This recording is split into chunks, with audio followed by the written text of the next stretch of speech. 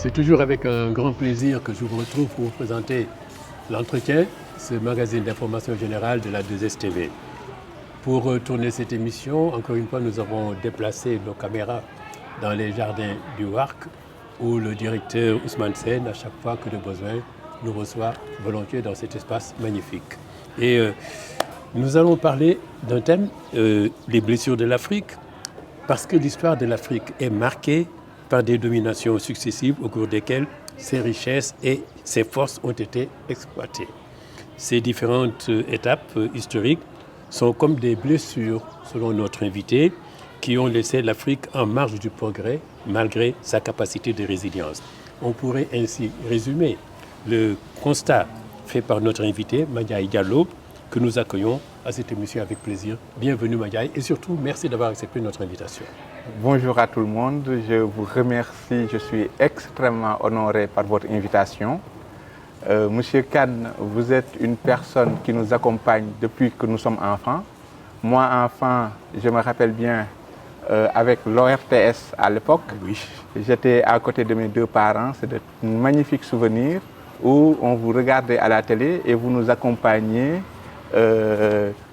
durant toute notre enfance. Donc vraiment, être avec vous aujourd'hui est un très grand honneur pour moi, surtout pour qu'on puisse parler d'un ouvrage que j'ai fait, donc la 4e blessure. Je vous en remercie. Voilà. Alors il faut dire, pour qu'on vous connaisse qui vous êtes, Mandiaye Diallo, vous êtes ingénieur, consultant en innovation, vous êtes activiste aussi, Oui. Activiste et militant pour la souveraineté africaine, mais pour le numérique, la pharmacie et l'alimentation. Pourquoi ces choix-là? Alors, je suis ingénieur dans le BTP en réalité. Oui. Et c'est avec toute ma carrière dans le BTP qu'à un moment, je suis devenu aujourd'hui directeur de la construction numérique. Donc, c'est le numérique dans le BTP. Mais je fais partie de certains organes de normalisation en France. Et donc, je vois beaucoup de choses dans le numérique et dans le BTP. L'activisme que je fais, c'est vrai qu'au Sénégal, quand on parle d'activisme... Oui, c'est mal. Toujours, c'est voilà, c'est tendancieux. Voilà. Quand on parle d'activisme, en général, c'est tendancieux. Mais moi, l'activisme que je fais, c'est plutôt de l'activisme dans la science, donc dans les connaissances. D'accord. Donc c'est pour ça que depuis que je suis, disons, étudiant, j'avais créé par exemple une émission qui s'appelait à l'époque Xam Xam Moy Doole. Oui. C'était une émission pour les enfants où on parlait science mais en Wolof, dans nos langues. Oui. Donc Oui. c'était extrêmement important pour moi que nos enfants parlent science avec nos langues et surtout avec des personnes qui leur ressemblent. Oui. Et non pas toujours qu'on se dise à l'époque, Oui. tubaab bi dafa bëri xam-xam. Oui. C'est ça que je ne voulais pas. Oui. Donc je me suis dit, bon, il fallait faire quelque chose.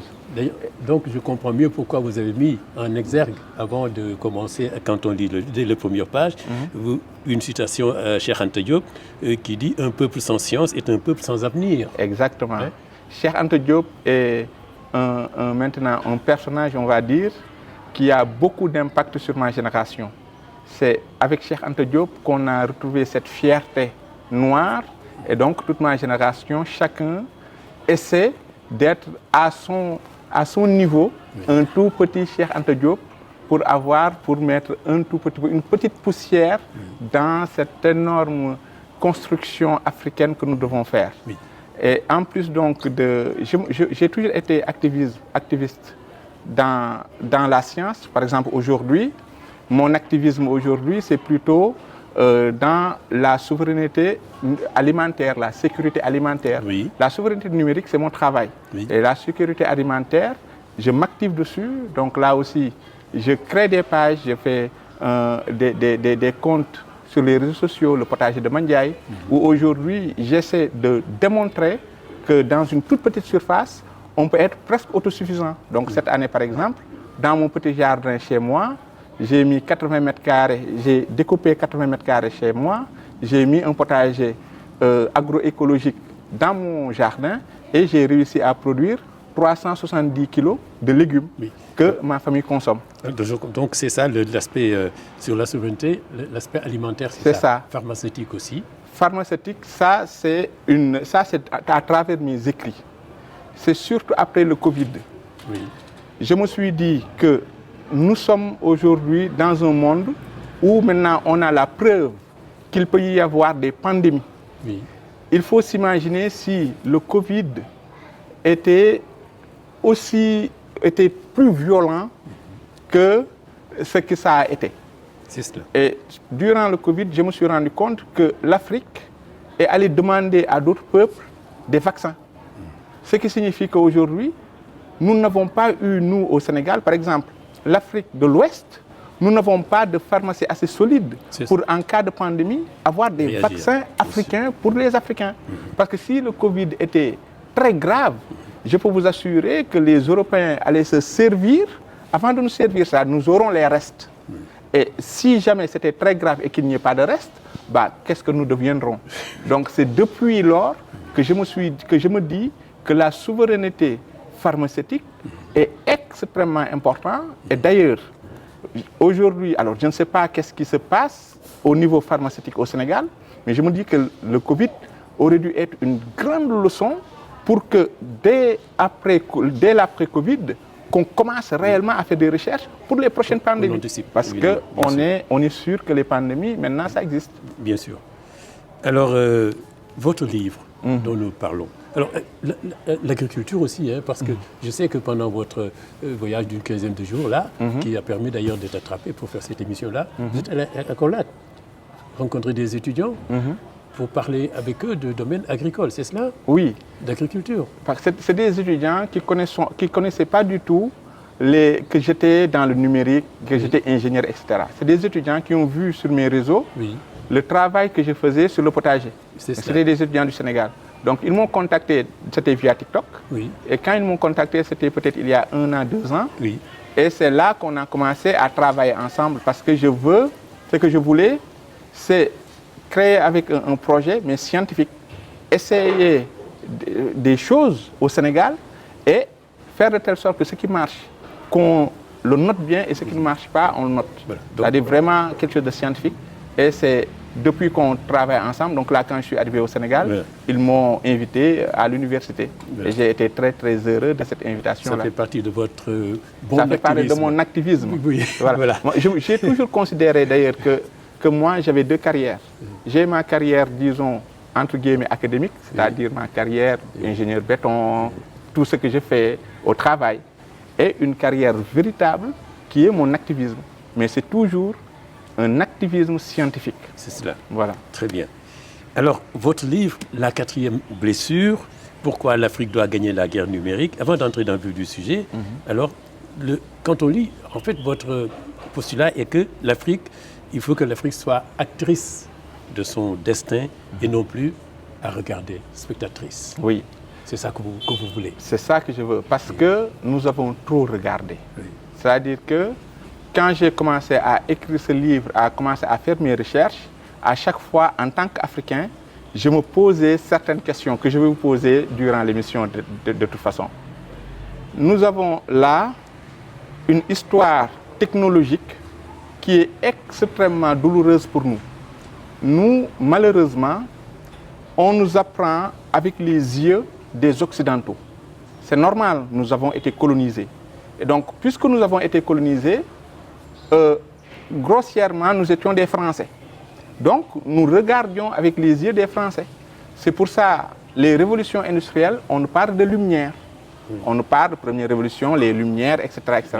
Mais, maintenant que nous sommes libres et indépendants, il est temps qu'on regarde nous-mêmes. Autrement. Qu'on regarde avec les yeux exclusifs des Africains. D'accord. Et c'est ce que je propose dans ce livre. Dans ce livre, voilà. On va voir. Alors, vous présentez le numérique comme la 4e blessure. On va parler des 3 avant d'arriver à la 4e sur laquelle nous allons insister. Comme la 4e blessure dont il faudrait ne pas souffrir, selon vous, parce qu'on a souffert des autres, n'est-ce pas? Et vous parlez même de gagner la bataille du numérique. Oui. La bataille du numérique, il va falloir que nous gagnions la bataille du numérique parce que nous entrons dans un monde extrêmement dangereux pour nous. si on regarde ces derniers jours, je rappelle que nous sommes en début 2026, qu'est-ce qui aurait pu imaginer qu'on aurait quelqu'un, un président américain qui a des vues sur un territoire européen? Ouais. Qui aurait pu imaginer ça? Oui. Jamais on n'aurait pu imaginer. Il se passe en ce moment, dans ce monde, des Qui est signes. allé chercher un président dans sa chambre, dans son lit, avec sa femme aussi, Voilà. pour l'arrêter. Ça, ce n'est pas possible sans le numérique, par exemple. Oui. Donc, il faut savoir que nous sommes dans un monde où l'impossible devient possible. Oui. Donc, tout ce que nous pensions impossible, comme par exemple, je vais le dire clairement, une recolonisation, Oui. on pense que c'est impossible. Mais pourquoi pensons-nous que c'est impossible? Puisque nous entrons dans un monde où l'impossible devient possible. C'est cela. Donc, c'est pour ça que je dis cette bataille, nous devons gagner ça, et quand on va en... D'accord, on va y arriver. Alors, votre livre, il est très intéressant, hein, je le dis, hein, c'est pas pour faire plaisir, c'est la vérité. Alors, avant d'énumérer ces 4 blessures, selon vous, le premier choc, vraiment le mot n'est pas très fort, c'est pas un effet, qui a déstabilisé l'Afrique, c'est l'invention de l'arme à feu. L'arme à feu pour vaincre et ensuite séduire et domestiquer, qui est devenu objet de troc pour les Africains. Et est-ce qu'on vit encore les séquelles? Les séquelles de l'esclavage. des dégâts de l'arme à feu? Les dégâts, l'arme à feu on vit les séquelles, bien sûr. Pourquoi? Parce que l'arme à feu a basculé le monde. Oui. L'arme à feu a basculé le monde, et pour toujours. C'est une technologie extrêmement puissante qui a basculé le monde. Pourquoi?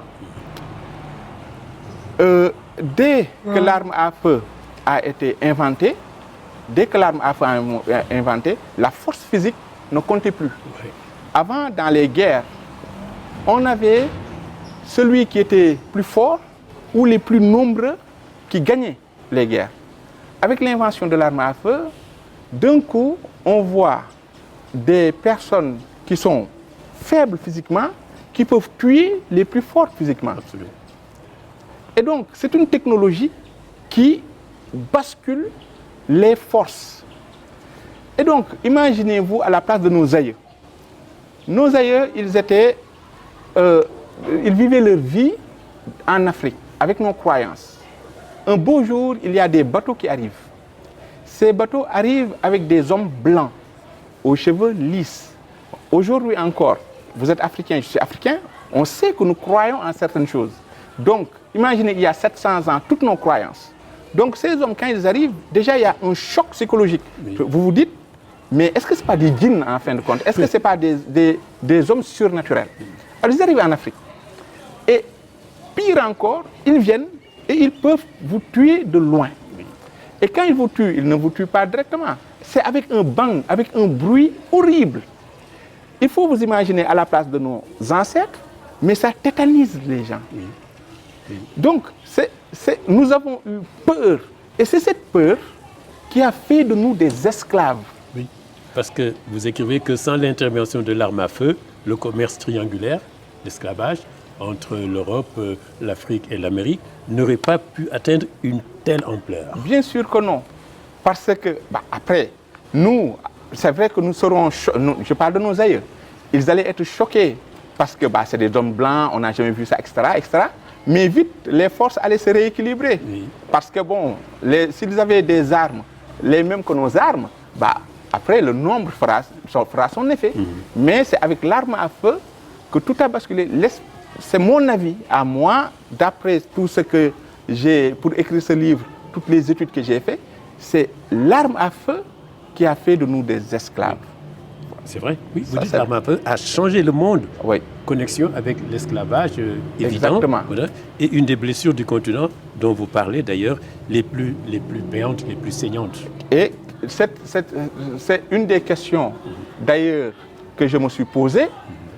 Nous savons, nous, aujourd'hui, en tant qu'Africains, conscients de ce qui se passe, nous savons qu'il y a 700 ans, il y a eu une arme qui est venue nous écraser jusqu'à faire de nous des esclaves. Moi, je vous demande, 700 ans plus tard, est-ce que nous avons des industries d'armement qui rivalisent avec les industries d'armement aujourd'hui des Occidentaux? C'est-à-dire, même des industries avec des armes à feu simples n'existent pas. c'est un problème pour nous. Oui. C'est-à-dire 700 ans, quand il y a une technologie qui vous écrase, la manière de se protéger, c'est de maîtriser cette technologie. Oui. Et nous ne l'avons pas fait. Oui. D'où la maîtrise de la technologie qu'on doit faire aujourd'hui avec le numérique. Oui. Il ne faut pas qu'on attende. Oui. Parce que vous le déplorez, vous dites l'arme à feu, une révolution industrielle en soi, a défini l'histoire de l'Afrique. Pourtant, aujourd'hui, l'Afrique ne possède aucun géant technologique capable de maîtriser cette arme qui a tant bouleversé son destin. Voilà le premier bond technologique que nous avons raté des siècles plus tard. Exactement. Et nous ne sommes pas encore capables de le rattraper. Et vous avez votre première blessure. Oui, voilà. C'est ça, la première blessure. Et puis, mais ce n'est pas toutes ces blessures, elles sont au nombre de 4. Vous montrez aussi comment la première révolution industrielle mène à l'esclavage massif des Africains. Voilà. L'esclavage massif vraiment des Africains. Vous semblez affirmer que nous vivons encore les conséquences aussi. Bien sûr, c'est de la continuité. Ces blessures, elles sont... C'est la continuité. C'est la continuité. En fait, l'arme à feu a permis l'esclavage. Oui. Par contre, c'est la première révolution industrielle qui a industrialisé l'esclavage. La première révolution industrielle, c'est l'invention, c'est le charbon, en fin de compte, et tout ce qu'on fait autour du charbon. C'est l'invention des locomotives, etc. Il y a des rails, c'est avec la première révolution industrielle. Il y a eu un boom énorme technologique en Europe et une maîtrise de certaines technologies qui réduisent les distances. Oui. Et dès lors, ils ont eu besoin de main-d'œuvre parce qu'il y avait un boom industriel. C'est pour cela qu'à un moment, avec la maîtrise donc, de l'arme à feu, plus toutes ces technologies et le besoin de main-d'œuvre, qui sont allés chercher les Africains. Oui. Et donc, ils ont industrialisé l'esclavage à cause de la première révolution industrielle. Et nous, en tant qu'Africains, on nous parle de lumière. Alors moi, je dis que c'est peut-être les lumières pour les Occidentaux, mais c'est les ténèbres pour les Africains. Oui. Oui. Vous dites comment concilier l'effort des technologies qui promettent un avenir radieux avec des horreurs d'un système qui a sacrifié des millions de vies pour alimenter ce progrès. Parce que pendant ce temps, l'Afrique donnait la force de travail, mais aussi les ressources africaines étaient exploitées. Oui. Tout. On a tout donné. Enfin, non, on n'a pas tout donné. On nous a tout arraché. Tout pris, oui. On nous a tout arraché. Oui. Alors, et vous écrivez, j'aime bien, alors vous posez une question, vous posez des questions parfois. Cette question, moi je vous la pose, 400 ans d'esclavage à cause d'armes et de technologies qu'on ne fabriquait pas. Aujourd'hui, aucun pays africain n'a une vraie industrie d'armement, vous dites, pouvant rivaliser avec les autres continents, ni une réelle politique rétro-ingénierie et d'innovation technique. Pas d'industrie navale, ferroviaire, automobile, encore moins aéronautique. Vous dites pourquoi? Oui, c'est à vous qu'on doit poser la question. Vous êtes chercheur et technicien de ce domaine-là, c'est à vous, quoi. Ah non, je pose la question parce que moi, c'est un énigme pour moi. Ah oui. C'est une énigme. Parce que je n'arrive pas... Le manque de réactivité. Je n'arrive pas à comprendre ça. Je n'arrive pas à comprendre pourquoi nous ne faisons pas, par exemple, de rétro-ingénierie. Pourquoi nous ne prenons pas les machines et les décortiquer et essayer de les refaire. Qu'est-ce qui pose problème dans notre manière de nous coordonner?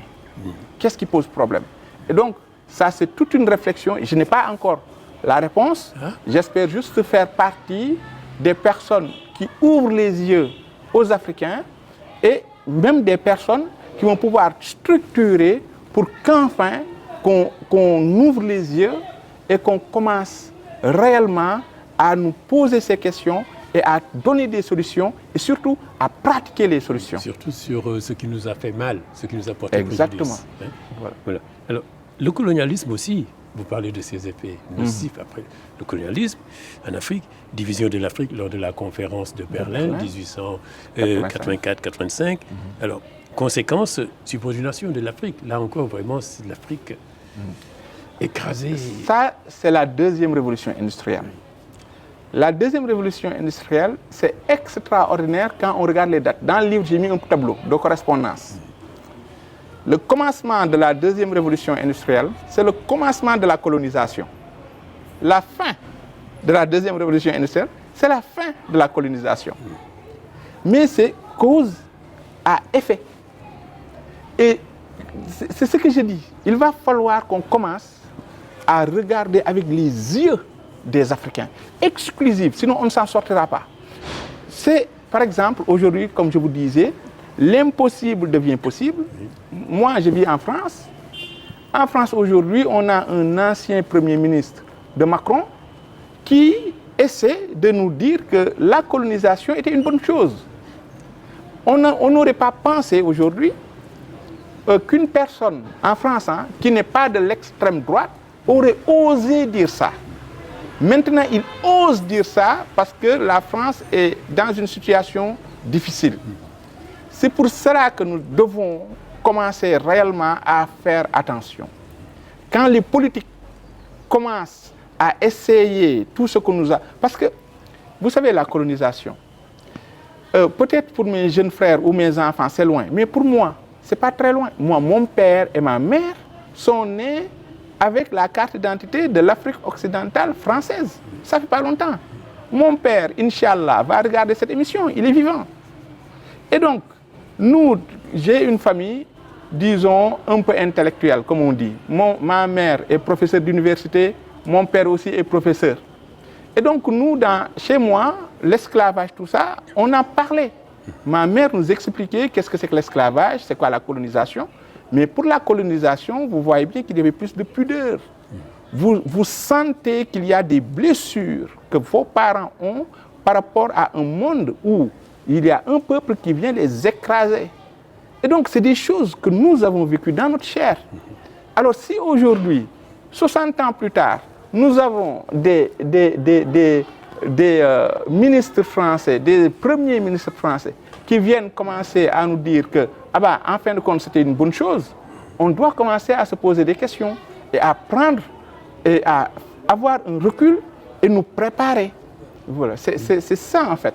Et si on lit votre livre, on voit que le mal a perduré parce qu'après la colonisation, il y a eu ça continue en quelque sorte avec vous dites le néocolonialisme qui n'est qu'une continuation de la colonisation. Ce qui se passait, mais les acteurs sont peut-être différents. Hein?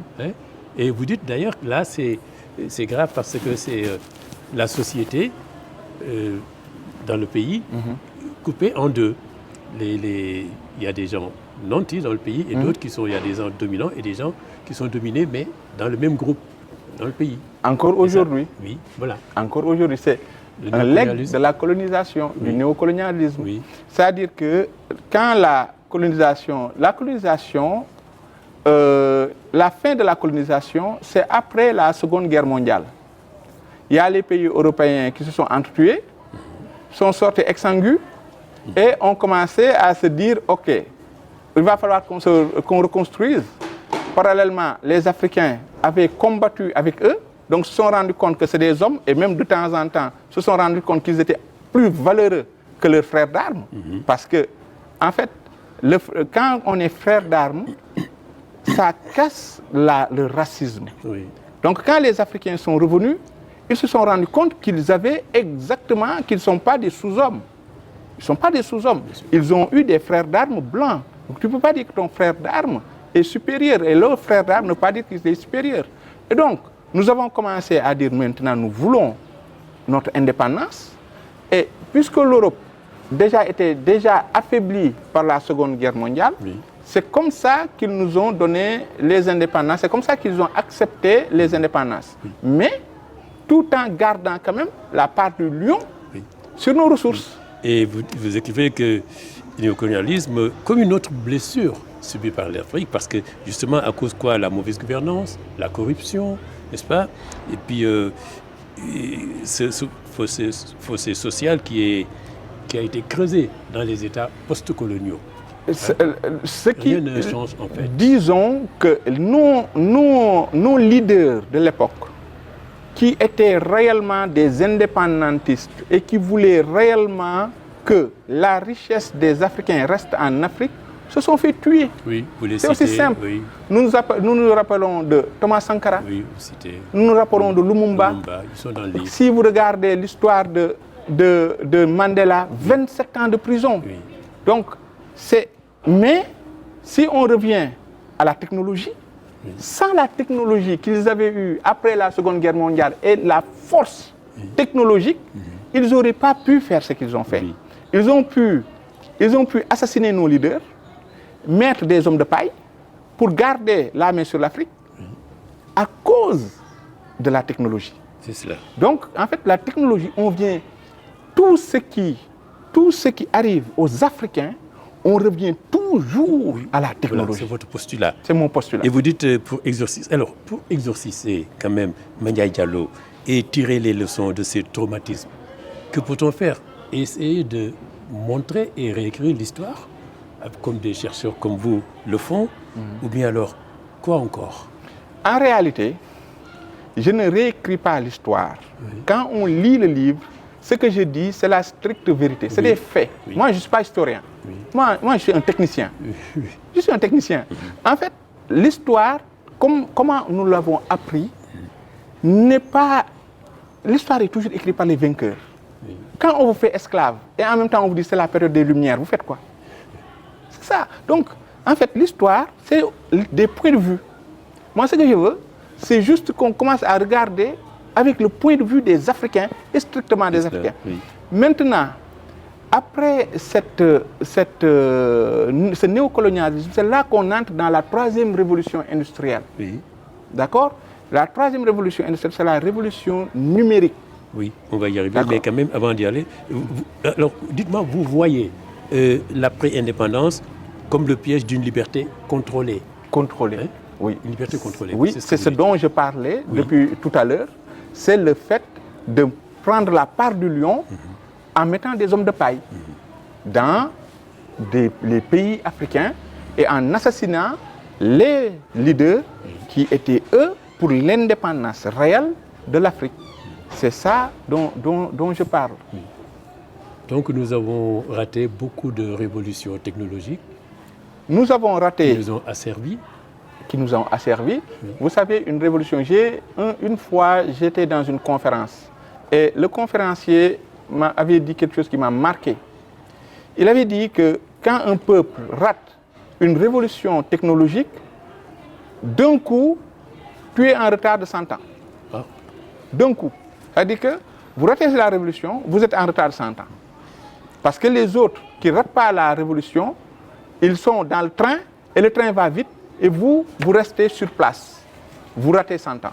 Donc tout le combat aujourd'hui, c'est que cette nouvelle révolution technologique numérique, qu'on ne rate pas le train. Oui. Vous dites pour l'Afrique, un passé d'exploitation, de spectateurs impuissants. Rien ne change quand même avec la révolution industrielle technologique. Et vous dites, vos mots sont forts et éloquents et renvoient à un passé douloureux. Vous parlez d'apartheid numérique et informatique. Pour l'Afrique, rien ne change, le décalage est toujours là. Bon, alors, vous savez, c'est extraordinaire parce que cette émission, je l'ai un peu préparée. Mais ce que je vais répondre là, je ne l'ai pas préparé parce que ça m'est arrivé entre hier et aujourd'hui. D'accord? Je suis allé à Kaolack voir les étudiants. Donc avec les étudiants, on a fait de petits films pour montrer l'université, etc. et d'autres problèmes, etc. Donc arrivé chez moi, je me suis dit, en France, je peux vous assurer que je n'y pense même pas. En France, je vais chez moi, je prends mon téléphone, je fais mes découpes. Vous avez vu que j'ai des réseaux sociaux, hein? J'ai fait mes découpes, etc. Bon, j'ai mes vidéos sur Drive. Donc, en fait, vous les téléchargez, vous faites les découpes, après vous les montez, vous l'envoyez encore sur Internet. Tout ça, c'est un peu lourd. Eh bien, pour faire mes découpes, entre hier et aujourd'hui, j'ai payé 7 500 francs, plus 5 000 francs, plus 10 000 francs. À chaque fois, dès que je fais des découpes, eh bien, on me dit, vos 30 gigas sont finis, etc. Donc, c'est ça l'apartheid numérique. C'est-à-dire que je suis au Sénégal, je veux faire sur le numérique certaines choses qui sont... Je n'y pense même pas en Europe. En Europe, le numérique me permet d'être très performant. C'est quoi? C'est encore une exclusion de l'Afrique? C'est une exclusion. Sur le bas-côté de la route encore? Je paye mon forfait en France 30 € par mois. d'accord, j'ai 250 gigas. OK? Et là-bas, le Wi-Fi est très simple. Ici, je paye 7 500 francs pour 30 gigas, d'accord? Qui finit très vite parce que de toute façon, on n'utilise que ça. C'est-à-dire, pour avoir du Wi-Fi, c'est difficile. Donc moi, je travaille en France. Je travaille sur le numérique en France. Tout est extrêmement simple. Je suis très performant. C'est très rapide. Tout est fluide. Je n'y pense même pas. C'est quand j'utilise Internet en France, je n'y pense pas. Quand j'utilise Internet au Sénégal, je compte les sous. Je dis, 7 500 francs, 10 000 francs. C'est ça l'apartheid numérique. Donc, si jamais nous avons tous les deux les mêmes compétences, oui, celui qui est en France va être beaucoup plus performant que celui qui est en Afrique. Parce que oui, celui qui est en France a le numérique qu'il veut, a l'Internet qu'il veut, et celui au Sénégal est coupé. On te met dans une cage et vous ne pouvez pas avoir la liberté comme c'est en France. C'est ça l'apartheid. L'apartheid, c'est quoi? L'apartheid réel qu'on a subi oui, en Afrique du Sud. Les Africains noirs de côté, c'est ça l'apartheid. C'est ça. C'est ce qui est en train de se passer. C'est ce qui est en train de se passer dans le numérique. Et je viens de vous donner l'exemple concret que je suis en train de vivre étant au Sénégal. Oui. Alors c'est pourquoi votre livre est sous-titré « Pourquoi l'Afrique doit gagner la guerre ». Vous parlez de guerre, la guerre numérique, celle qu'il ne faut pas perdre après les autres. Mais elle est vitale à ce point-là. Vous en parlez comme d'une question de survie. Et vous dites que ce n'est pas un leak, c'est une question de survie. C'est une question de survie. Prenons quelques exemples. Je vous dis, je suis technicien, je ne suis pas historien. Donc tout ce que je vais vous dire, ce sera du concret. D'accord? Il y a quelques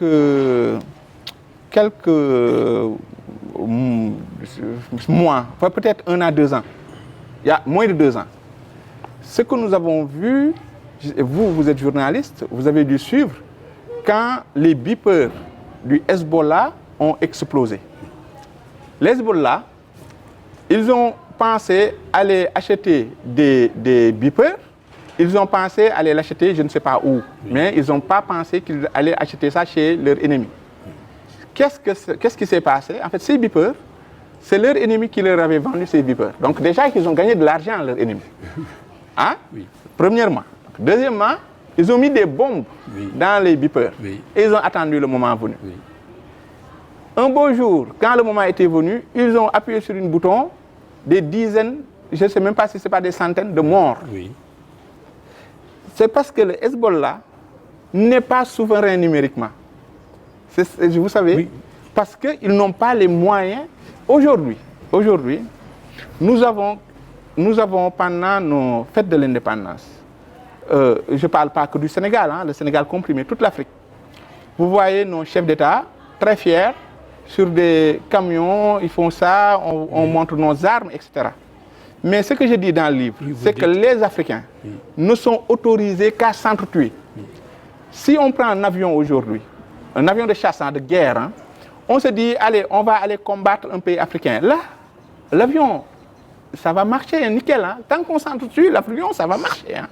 Mais imaginez un jour, pour une raison ou pour une autre, je disais tout à l'heure, maintenant nous sommes dans un monde où l'impossible est possible. Imaginons l'impossible.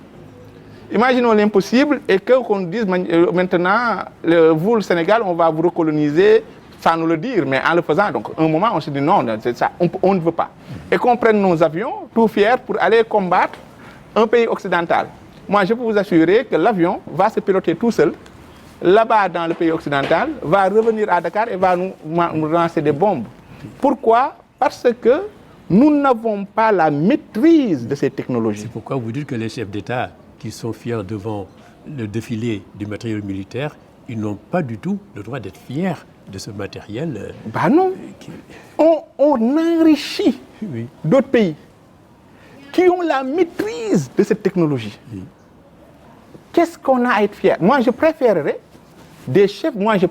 qu'on fasse des défilés avec de petites machines faites dans nos lycées à Delafosse, au CFPT Sénégal, Japon, etc. Des machines que des Sénégalais ont fait. Je préfère qu'on fasse des défilés avec ces machines pour montrer le savoir-faire sénégalais que de faire des défilés avec des armes qui ne nous servent, qui ne nous serviront qu'à nous entretuer entre Africains. Oui. Voilà. Oui. Oui. Et vous dites, d'ailleurs, on comprend donc pourquoi vous dites que c'est une question de survie. Donc, une injonction, vous sortez là de ce constat impuissant et vous dites il faut faire du numérique une priorité nationale. Une priorité nationale. Priorité Oui. nationale. Oui. Si vous, avec le recul, M. Kane, vous verrez que depuis le début, en réalité, je parle de guerre. Je parle de guerre, hein. Je ne parle pas de choses virtuelles. Je vous parle de guerre. Si vous regardez ce qui s'est passé entre la Russie et l'Ukraine, maintenant c'est des drones tueurs qui volent et qui viennent et qui tuent des soldats. Oui. Plus besoin d'eux. C'est des drones tueurs. Et parallèlement, on voit par exemple en Chine qui ont une maîtrise des drones. Vous avez vu que les drones remplacent les feux d'artifice en Chine. Avec des drones, ils créent des dragons. Donc, ils ont une coordination extrême des drones. Donc, il faut vous imaginer de la coordination des Chinois avec des drones armés. Qu'est-ce que ce serait? Pire encore, si jamais nous avons un terroriste extrêmement fort en informatique, en programmation, avec des drones armés, un jeune terroriste, un enfant, comme ça c'est clair, un enfant pourrait confiner Dakar. Un enfant qui est très bon en informatique, avec des drones tueurs, peut confiner Dakar. En disant, voilà, quelques drones, pan, il suffit qu'il fasse peur, tout Dakar va être confiné. Alors que nous aujourd'hui, nous devons penser, par exemple, aujourd'hui, le monde entier est en train de réfléchir comment abattre les drones, avec des ultrasons, avec des lasers, etc. Nous, qu'est-ce qu'on fait? Qu'est-ce qu'on fait? On attend qu'un enfant nous confine. C'est ça, je vous parle de guerre. Donc c'est pour ça que je dis que le numérique doit être pris en charge par la défense nationale. C'est ce que vous dites, parce que vous parlez de guerre numérique, où les armes sont le contrôle des flux informationnels. Voilà, ça ce sont nos données. Les données. Ça c'est les données. On en parlera, oui. Qui a l'information, a le pouvoir. Oui. On va revenir tout à l'heure, je vais vous expliquer, on va revenir tout à l'heure pourquoi je dis que c'est la défense nationale qui doit contrôler le numérique. Imaginons, Monsieur Kane, vous êtes candidat à l'élection présidentielle, je suis candidat à l'élection présidentielle du Sénégal. D'accord? Moi, mon programme est plutôt très très bon pour les États-Unis. Votre programme à vous est plutôt très très bon, mais pour les Sénégalais. Imaginons, si les Américains décident que M. Kane, personne ne le verra, personne ne vous verra. Imaginez juste Meta. Oui. Meta, c'est Facebook, c'est Instagram, c'est WhatsApp. Meta, hein? Facebook, Instagram, WhatsApp. X, c'est celui d'Elon Musk. Et Google. Imaginez juste par exemple que ces trois Américains décident que personne ne verra M. Kane. On va taper votre nom sur Facebook, personne ne le verra. Sur Google, personne. Sur WhatsApp, personne. Votre campagne, zéro. Parce qu'aujourd'hui, c'est sur les réseaux sociaux qu'on fait campagne. Oui. Et donc, du coup, dans le même temps, ils vont mettre Mandiaye en exergue et vont pousser les algorithmes pour que Mandiaye soit vu d'une grande qualité. Tous ceux qui vont dire du mal de Mandiaye, on va les effacer, etc. Avec des algorithmes, c'est possible. Oui, parce que... C'est possible. Et donc, du coup, à la fin, les entreprises américaines vont pouvoir choisir le président de la République du Sénégal. Bien sûr. Ce n'est pas une colonisation, ça. Oui. Voilà. Donc, quand on a des entreprises extérieures qui peuvent avoir un impact sur la démocratie sénégalaise, il faut qu'on se lève. Il faut qu'on se dise, ça c'est dangereux. Il va falloir maintenant qu'on se lève pour nous protéger de ça.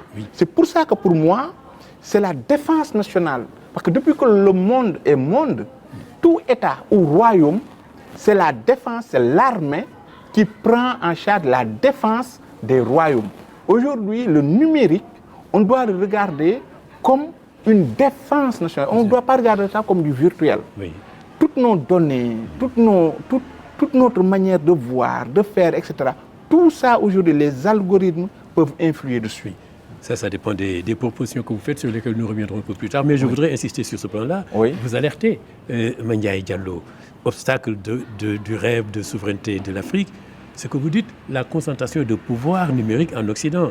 Les GAFAM, par exemple, Google, Apple, Facebook, Amazon, Microsoft, tout ça. Est-ce que c'est facile d'en sortir? Vous venez de citer un exemple.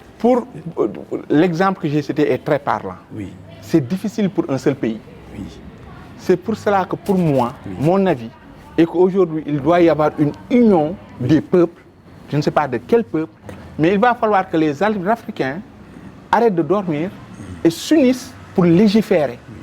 Si jamais, par rapport à nos cultures, par rapport à nos croyances, par rapport à tout ce que nous sommes, il y a Facebook qui pousse des algorithmes qui sont contre nos valeurs. Si le Sénégal se lève pour dire à Facebook, non, c'est pas normal, etc., Facebook ne l'entendra pas. Mais si c'est l'Union africaine qui se lève pour légiférer, pour mettre des sanctions, là, on sera entendu. Oui, voilà. Oui. Et puis, vous dites aussi, peut-être ne pas être consommateur seulement de ce que proposent les algorithmes. Oui, c'est exactement ce que je dis. C'est pas facile. C'est pas facile, surtout si on s'assoit. Oui. C'est pas facile, surtout si on fait rien. Oui. Rien n'est facile dans le monde. Le monde, c'est des choix. Ça n'a pas été facile pour les Américains, ils l'ont fait. Nous ne sommes pas plus bêtes que les autres. Nous ne sommes pas inférieurs aux autres. Oui, l'intelligence. Cheikh Anta Diop nous le disait, nous avons tous le même cortex. Bien sûr. Nous tous, nous sommes pareils, nous sommes des hommes. Alors, si nous partons en nous disant de toute façon c'est impossible, on n'a qu'à attendre. Oui.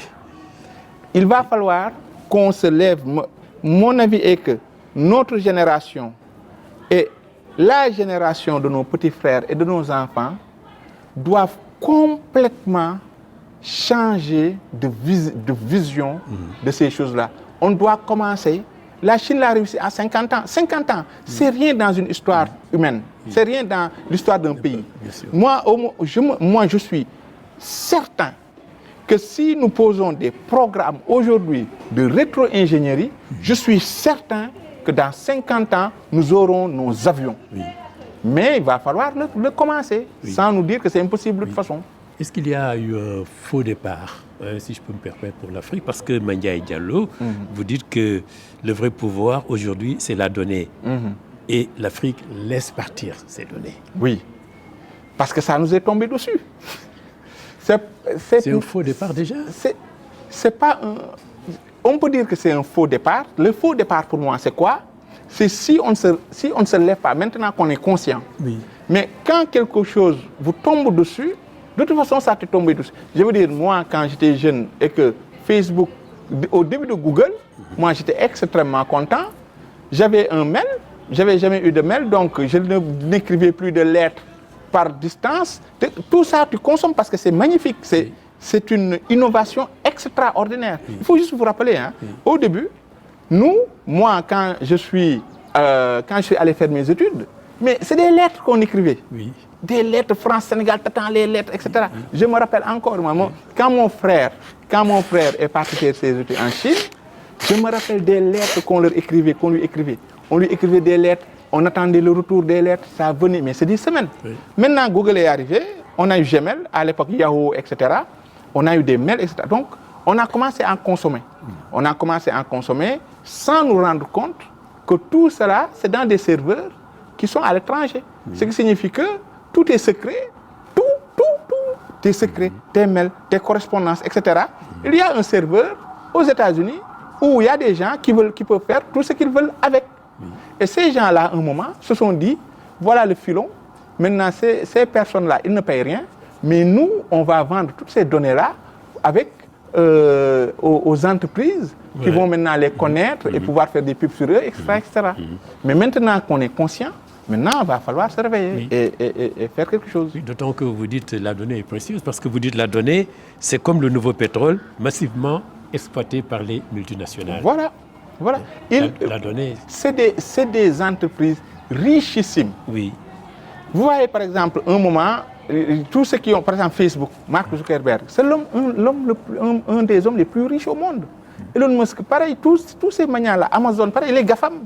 Mais c'est extraordinaire, ils sont riches. Aujourd'hui, le propriétaire de TikTok, mais il doit être richissime.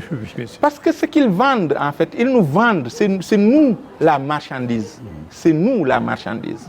Donc, ces marchandises, nous, au moins, si nous sommes marchandises, imaginez, d'accord, nous sommes marchandises, mais au moins que nous nous vendions pour l'intérêt de l'Afrique. Mais aujourd'hui, nous sommes une marchandise où tout l'argent va à l'extérieur de l'Afrique. C'est une vraie guerre. Il faut juste qu'on soit conscient et qu'on se réveille. Dans votre livre, Mania Diallo, vous insistez sur la fracture numérique qui se creuse, qui met en péril la souveraineté, n'est-ce pas? Et vous dites, vous proposez que l'armée soit au contrôle, donner au ministère de la Défense une mission stratégique dans ce domaine. Oui. C'est plus une des solutions que vous proposez. Oui, c'est ce que je vous dis. Je vous ai parlé depuis le début de guerre. C'est cela. La guerre, aujourd'hui, Trump, c'est pour ça que Trump, des fois, il y a dans certaines de ses décisions, je trouve ça extrêmement parlant. Aujourd'hui, Trump, il ne dit pas ministère de la Défense, maintenant c'est ministère de la guerre. Il est clair. Il est clair. Les Africains... Il est clair dans ses intentions. Il est clair dans ses intentions. Ministère de la guerre, il est prêt à te faire la guerre. Vous voyez, le numérique aujourd'hui, Trump aujourd'hui, il a interdit Huawei, a demandé à TikTok par la force, je vous achète. Il fait la guerre numérique. Ils ont annoncé 500 millions de dollars pour que l'IA reste, pour être les premiers sur l'IA aux États-Unis. Un projet gigantesque, pharaonique sur l'IA. Ils sont en train de le faire. D'accord? Et donc, du coup, nous sommes réellement dans une guerre. Et la guerre, c'est pour qui? C'est pour le ministère de la Défense. Voilà. Donc, tout ce qui est cybercriminalité, imaginez-vous, à votre avis, le Pentagone, ça a été construit par le ministère de l'Habitat ou le ministère de la Défense? À vous entendre, peut-être que le ministère de... À mon avis, c'est le ministère de la Défense. C'est-à-dire qu'il y a des administrations, des bâtiments critiques. Tous les bâtiments critiques doivent être construits, suivis depuis le début, donc depuis l'avant-projet, jusqu'à l'exploitation par le ministère de la Défense. Que ce soit les bâtiments physiques, parce que les bâtiments physiques, il y a dedans des secrets, là où on met certaines données, ou même certaines d'autres choses, que nous ne pouvons pas laisser à la portée de tout le monde. Donc, c'est des niveaux de secret extrêmement hauts. Donc ça, c'est la défense. Mais c'est comme nos infrastructures numériques. Si jamais aujourd'hui l'État fait... Moi, ça me choque toujours quand je vois l'État aller montrer nos data centers où, avec des caméras, etc. Ça n'a aucun sens pour moi. Des privés qui font des data centers, je suis d'accord. Mais si c'est l'État qui fait des data centers, mais normalement, c'est des données des Sénégalais qui sont dans ces data centers-là, il va falloir les protéger avec un niveau de secret assez élevé. Mais il y a autre chose qui est important.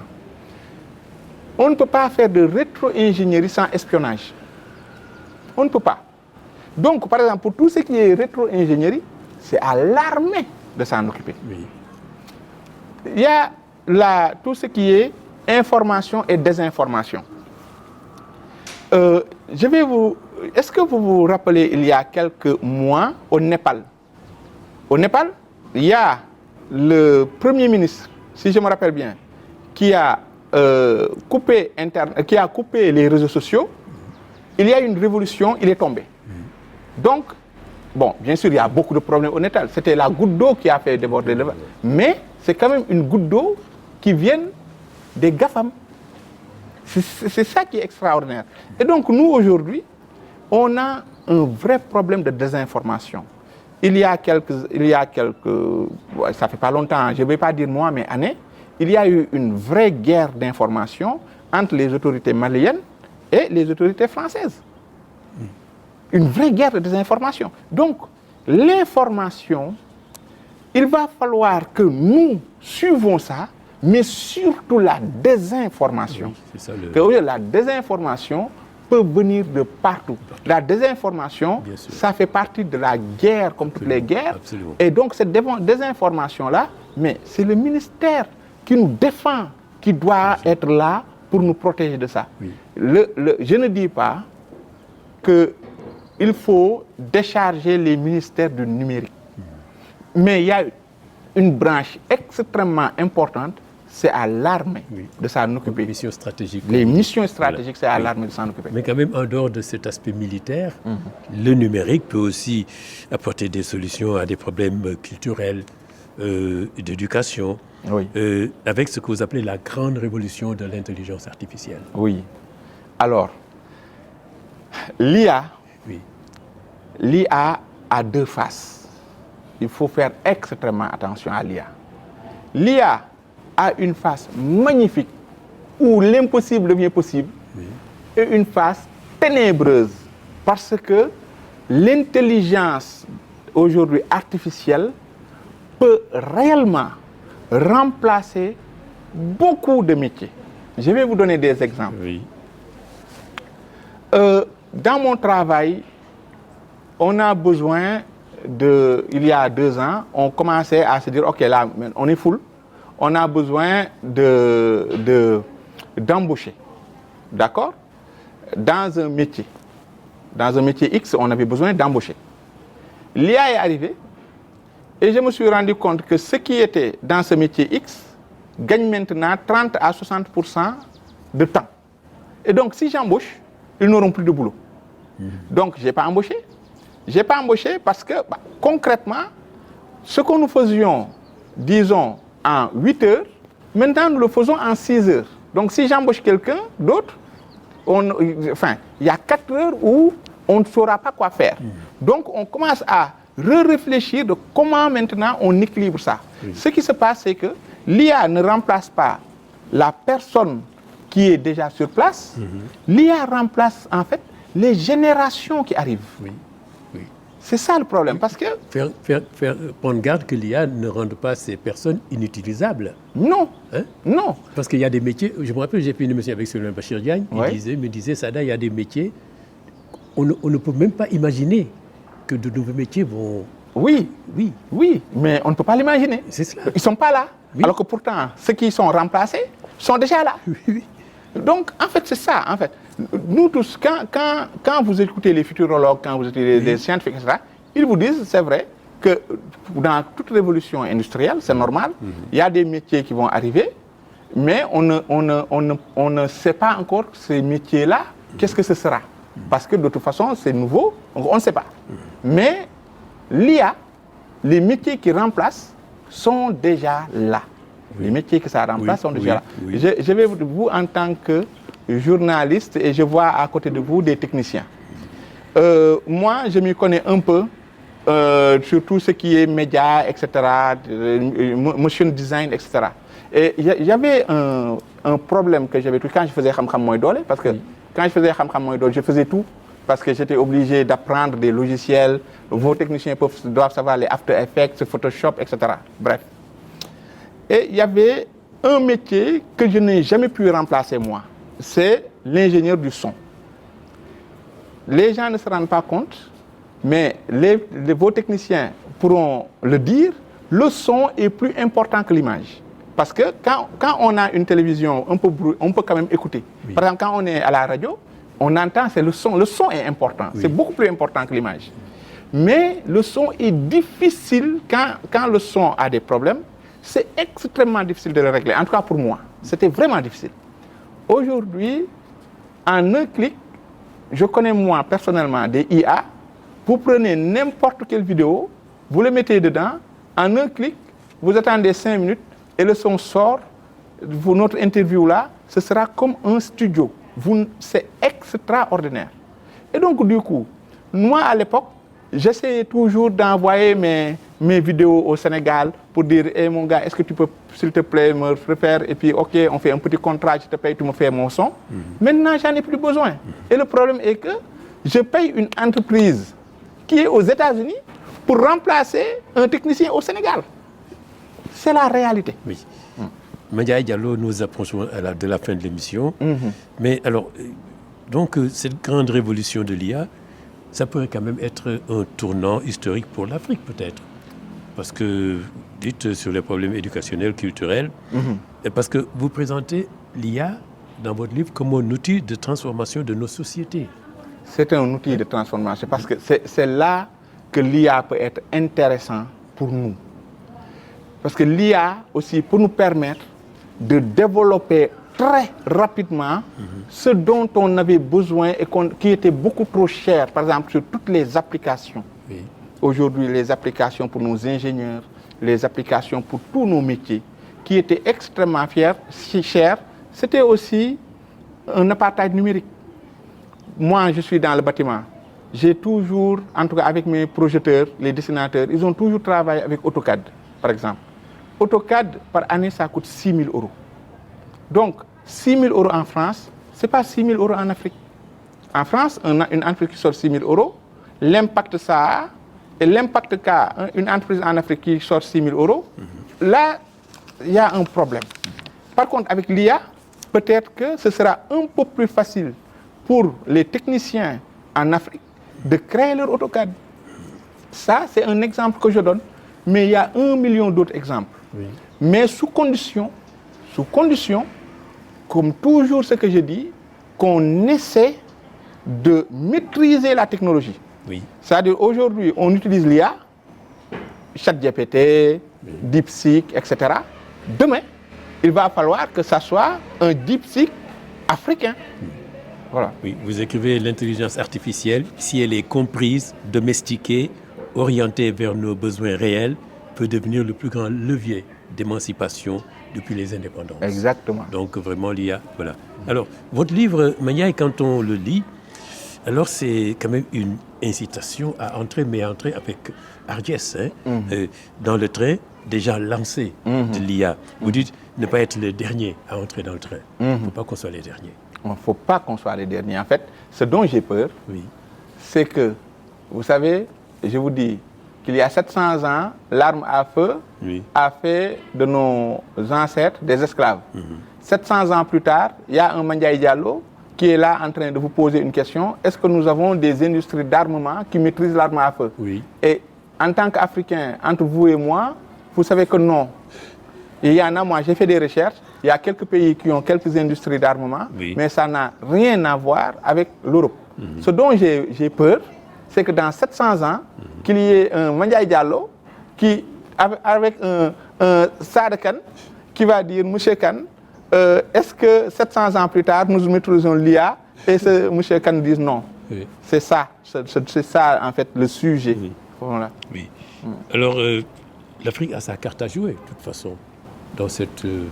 L'Afrique est l'avenir. Oui. Dans le livre, j'ai mis des données de l'ANSD. Oui. 70% des Sénégalais ont moins de 35 ans, si je me rappelle bien. Oui. C'est un trésor.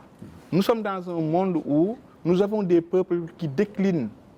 La Corée du Sud, le Japon, maintenant l'Allemagne, ça décline, ça vieillit.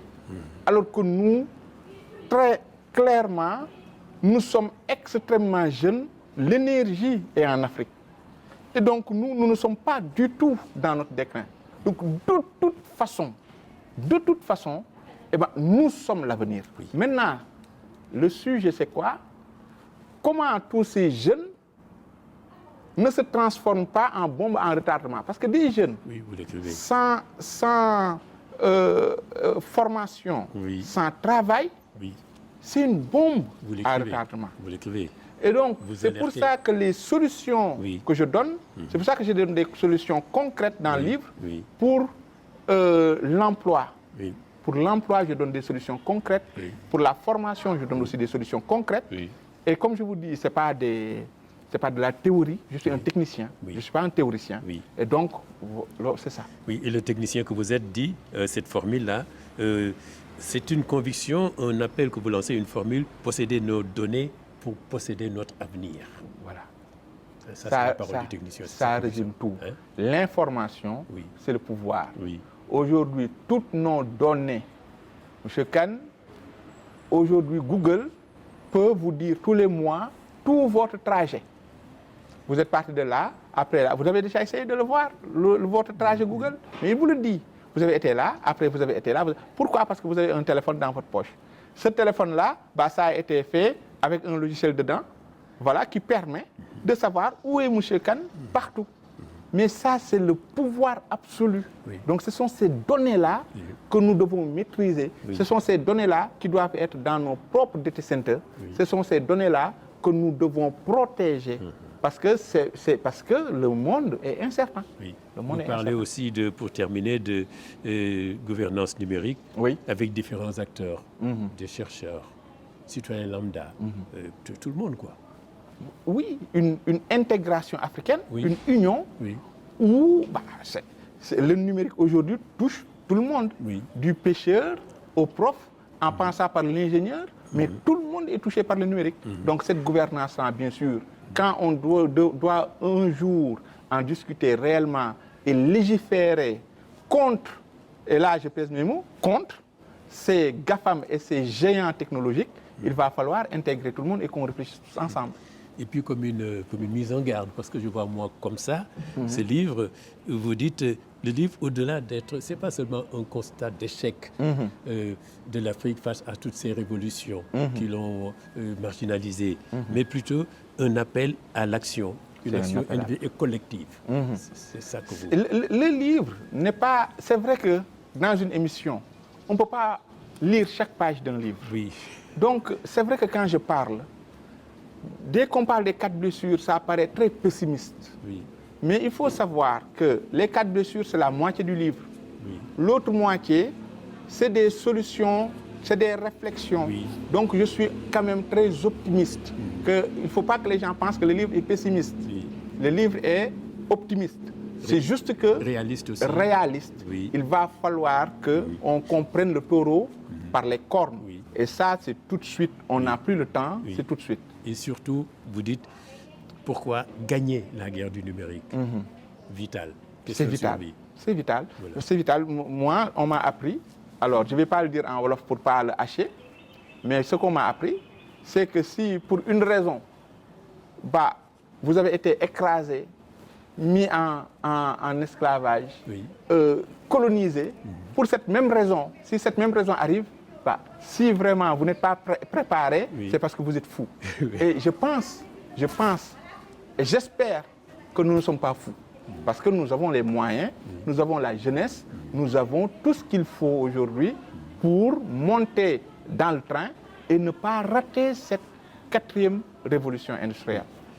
Merci, Madia Diallo. Je vous en prie. Vraiment de nous avoir accordé 1 heure d'entretien pour parler de votre livre, La 4e blessure, pourquoi l'Afrique doit gagner la guerre numérique, préface de mon ami et frère, le professeur Bouba Diop, n'est-ce pas, à qui j'adresse mes salutations, et puis postface de votre homonyme. Mandiaye Diaye. Très bien. Que je remercie, je les remercie vraiment tous les deux. Ce livre, c'était très difficile de l'écrire. Je l'ai écrit en 3 ans, avec presque 300 pages, les 150 que j'ai jetées, parce que le numérique va très vite. Bien sûr. Et donc, quand j'ai donné le manuscrit à mon homonyme, il m'a dit, écoute, je t'aime tellement que je ne peux pas te dire que ce livre est extraordinaire. Donc, ce que je veux, c'est le donner à plusieurs personnes. Donc, c'est là qu'il l'a donné à mon oncle Boubacar Bouba Diop, oui. à le donner à quelques scientifiques par-ci par-là. Et donc, j'ai eu vraiment plusieurs corps de métier et surtout des intellectuels reconnus au Sénégal qui ont tous lu et qui m'ont tous fait des retours. Donc, c'est ça qui m'a permis de consolider le livre et aujourd'hui qu'on puisse le diffuser. Je remercie aussi, bien sûr, l'Harmattan qui a bien voulu éditer ce livre. Je les remercie beaucoup. Merci d'avoir encore une fois répondu à notre invitation. Merci à vous. Quant à vous, je vous remercie pour votre fidélité et je vous donne rendez-vous dans une quinzaine de jours pour une autre émission, l'entretien. Au revoir.